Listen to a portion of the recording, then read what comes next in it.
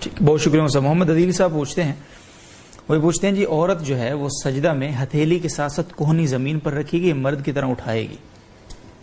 یہ بھی آج کل ایک بہت معرکۃ الآراء مسئلہ بنا ہوا ہے کہ خواتین کس طرح سے نماز پڑھیں گی, سمٹ کے پڑھیں گی یا مردوں کی طرح پڑھیں گی. اس بارے میں ایک حدیث بیان کی جاتی ہے کہ تم میں سے کوئی بھی شخص ایسے سجدہ نہ کرے جیسے کتا سجدہ کرتا ہے یا کتا بیٹھتا ہے سمٹ کے, تو اس میں یہ بتایا جاتا ہے کہ اس میں عورتیں بھی اس مفہوم میں داخل ہیں. تو یہ بات خوب یاد رکھیں, اس پر صدیوں اجماع رہا ہے امت کا, صدیوں تک کسی فقیہ کا ایک فتویٰ بھی نہیں دکھایا جا سکتا, ہزاروں لاکھوں علماء کا, کہ عورت اس طرح نماز پڑھے گی جیسے مرد پڑھتے ہیں. یہاں تک کہ یعنی جو اہل ظاہر ہیں جو آج کل یہ فتویٰ دے رہے ہیں کہ عورت مردوں کی طرح نماز پڑھے گی, ان اہل ظاہر کے جو اکابر تھے وہ بھی یہی کہتے تھے, ان کی کتابوں میں بھی یہی ہے کہ عورت سمٹ کے نماز پڑھے گی. وہ جو حدیث ہے جس میں سمٹ کے سجدہ کرنے سے منع کیا گیا وہ مردوں کے ساتھ خاص ہے. اس کے بہت سارے دلائل ہیں. پہلی بات تو یہ ہے کہ رسول اللہ صلی اللہ علیہ وسلم کی نصوص سے اور احادیث سے پتہ چلتا ہے کہ شریعت نے نماز میں عورت کے عورت ہونے کا بہت یعنی رعایت کی ہے. تبھی آپ دیکھیں کہ آپ صلی اللہ علیہ وسلم نے فرمایا کہ عورت گھر میں نماز پڑھنا اس کا مسجد میں نماز پڑھنے سے بہتر ہے. عورت کا کمرے میں نماز پڑھنا یہ صحن میں نماز پڑھنے سے بہتر ہے. وجہ کیا ہے کہ وہ چونکہ عورت ہے لہذا نماز میں اس کا عورت پن جھلکنا چاہیے, لہذا جتنا اپنے آپ کو چھپائے گی وہ اس کے لیے بہتر ہے. صف اول کے بارے میں نبی صلی اللہ علیہ وسلم نے فرمایا کہ مردوں کے لیے بہترین صف پہلی صف ہے اور بدترین صف آخری صف ہے, اور عورت کے لیے کیا فرمایا کہ عورت کے لیے بدترین صف پہلی صف ہے اور بہترین صف آخری صف ہے. وجہ کیا ہے, اس میں بھی پردہ ہے. نماز میں مرد کو حکم ہے کہ امام سے اگر غلطی ہو جائے تو آپ نے تسبیح کہنی ہے, تسبیح للرجال و تصفیق للنساء. عورت کے لیے حکم ہے کہ وہ زبان نہیں ہلائے گی, حالانکہ عام حالت میں عورت کی آواز کا پردہ نہیں ہے. کہ نماز میں اس کو حکم دیا کہ آپ نے اپنی آواز بھی چھپانی ہے اور دائیں ہاتھ کو بائیں ہاتھ کی ہتھیلی پر مار کر امام کو مطلع کرنا ہے. تو اتنی ساری نصوص ہیں. اس جیسی اور بھی نصوص ہیں. حضرت عائشہ رضی اللہ تعالی عنہا نے ایک دفعہ خواتین کی جب جماعت کرائی تو بالکل درمیان میں کھڑی ہوئی ہیں. کیوں؟ حضرت عائشہ نے یہ سمجھا کہ نماز میں چونکہ عورت کو یعنی اس کا عورت پن ظاہر ہوتا ہے, لہذا وہ مردوں سے نمایاں ہو کے یعنی ایسی جگہ نہیں کھڑی ہو سکتی جہاں اس کا جسم نمایاں ہو. تو نماز میں وہ کیا کر رہی ہیں, صف کے بالکل درمیان میں کھڑی ہو رہی ہیں. اسی طرح آپ دیکھیں کہ شریعت میں حکم یہ ہے کہ جب مرد اور عورتیں جماعت سے نماز پڑھیں گی تو مرد امام بنے گا, عورت نہیں آگے آ سکتی. حالانکہ بعض دفعہ ایسے ہوتا ہے کہ ماں نماز پڑھ رہی ہے, بیٹا نماز پڑھا رہا ہے, لیکن ماں کو حکم ہے کہ وہ پیچھے کھڑی ہوگی, بیٹا آگے کھڑے ہوگا, کیونکہ نماز میں آپ کی یہ حیثیت ختم ہو جاتی ہے کہ ماں بیٹا ہے. نماز میں یہ کہ مرد ہے یہ عورت ہے. تو بہت ساری اس کی ہمارے پاس نصوص ہیں کہ نماز میں عورت کو اپنا عورت پن ظاہر کرنا ہے. اب جو مردوں کی طرح خواتین نماز پڑھتی ہیں اس میں نماز میں عورت کا عورت پن نہیں جھلکتا.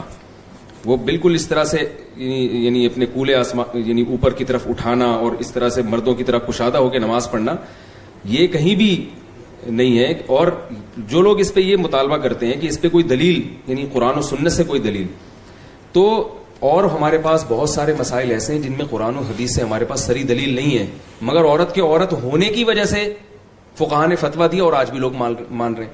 مرد زور سے لبیک کہتے ہیں جب ہم تلبیہ پڑھتے ہیں حج کے لیے عمرے کے لیے, عورت آہستہ تلبیہ کہتی ہے.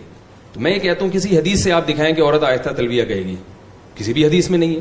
لیکن تمام فقہا کا اس پر اتفاق ہے کہ عورت آہستہ تلبیہ کہے گی, کیونکہ حج عبادت ہے, اس میں عورت کو اپنے عورت ہونے کو ظاہر کرنا ہے. سعی کا جو مسئلہ ہے اس میں مرد دوڑتے ہیں, عورتیں نہیں دوڑتی. کوئی ایک حدیث دکھائیں جس میں عورت کو دوڑنے سے منع کیا گیا ہو. اب کل کوئی متجدد اٹھ کے یہ دعویٰ کرے کہ عورتیں بھی دوڑیں گی اور وہ یہ آپ سے دلیل مانگے کہ حدیث دکھاؤ کہاں عورتوں کو دوڑنا منع ہے, تو آپ کہاں دکھائیں گے حدیث اس کو؟ آپ یہ کہیں گے بھائی تواتر سے جو ایک عمل چلا آ رہا ہے, تو یہی ہمارے لیے بہت بڑی حجت ہے. اسی طرح رمل کا جو حکم ہے, رمل کہ مرد طواف کے پہلے 3 چکروں میں سینہ پکڑ کے چلتے ہیں, عورت کو رمل کی اجازت نہیں ہے. اس پر پوری امت کا اتفاق ہے. حالانکہ میرے علم میں کوئی ایسی حدیث نہیں ہے جس میں عورت کو رمل سے منع کیا ہو. کوئی بھی ایک روایت میرے علم میں ایسی نہیں جس میں عورت کو نبی نے رمل سے منع کیا ہو. تو جو لوگ کہتے ہیں کہ نبی نے فرمایا کہ صلو کما رأیتمونی اصلی, ایسے نماز پڑھو جیسے میں پڑھ رہا ہوں, تو نبی کا یہ بھی تو متفق علیہ اصول ہے کہ حج بھی ہم نے ایسے کرنا ہے جیسے نبی نے کیا. تو نبی تو جو ہے نا رمی آپ صلی اللہ علیہ وسلم تو صحیح میں دوڑے ہیں, اور خاص طور پر جس کی سنت کو زندہ کیا جا رہا ہے دوڑ کر, وہ تو عورت تھی, حضرت ہاجرہ تھی. تو خواتین کو تو وہاں زیادہ اہتمام سے دوڑنا چاہیے کہ بھئی ہم ہاجرہ کی سنت زندہ کر رہے ہیں, وہ تو دوڑ کے انہوں نے جو ہے وہ جبھی پوری ہوگی. لیکن اس کے باوجود پوری امت کا اجماع ہے کہ خواتین دوڑیں گی نہیں. تو یہ امام ابو حنیفہ، امام مالک، امام شافعی، امام احمد ابن حنبل چاروں مذاہب کا اس پر اجماع ہے، چاروں کے فتاوی کی کتابوں میں یہ لکھا ہوا ہے اور صدیوں سے چلا آ رہا ہے کہ عورت سمٹ کے نماز پڑھے گی. ایک آخری بات میں کر کے اپنی بات کو سمیٹتا ہوں. بخاری کی ایک حدیث پیش کی جاتی ہے ایک تابعیہ کے حوالے سے کہ وہ فقیہہ تھیں اور وہ امام بخاری نے ان کے بارے میں لکھا ہے کہ وہ مردوں کی طرح نماز پڑھتی تھیں. تو بعض حضرات اس کو دلیل کے طور پہ پیش کرتے ہیں. تو اس کے دو جواب ہیں کہ آپ ایک عورت کی تقلید کر رہے ہیں اس مسئلے میں. اس سے بہتر نہیں ہے کہ 4 مردوں کی، 4 اماموں کی جن کو پوری امت نے فقیہ مانا ہے ان کی تقلید کریں. دوسری بات، امام بخاری کا یہ روایت پیش کر کے ہائی لائٹ کرنا اس خاتون کو جو مردوں کی طرح نماز پڑھ رہی ہیں، یہ اس کی علامت ہے کہ باقی ساری عورتیں تابعین اور صحابہ کے دور میں عورتوں کی طرح نماز پڑھتی تھی سمٹ کے.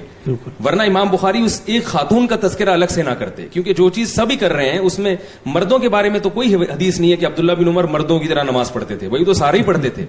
تو پتہ یہ چلا کہ ایک خاتون سے ہمیں ملتا ہے کہ جو مردوں کی طرح نماز پڑھتی تھیں، تو راوی نے ان کی اس عادت کو ہائی لائٹ کر دیا.